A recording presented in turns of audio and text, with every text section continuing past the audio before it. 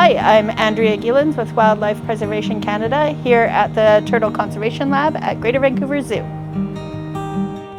Today we are pit tagging some of our turtles, so that's giving them a microchip that individually identifies each one of them so that when we release them and recapture them at a later date, we can tell them all apart and assess how they're doing in terms of growth and whether or not they've bred.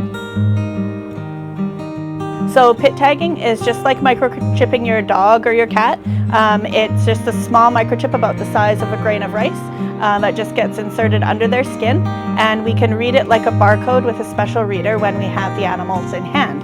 So it's a bit different than something like a telemetry tracker, which you might have seen in nature documentaries on the back of a turtle or stuck onto the back of a shark. Those tags actually transmit a signal that we can pick up actively. The pit tags, microchips that we're using are passive, so we need to actually get the animals in hand to be able to tell which one they are. So for each individual turtle, process them when they hatch and give them an ID sheet.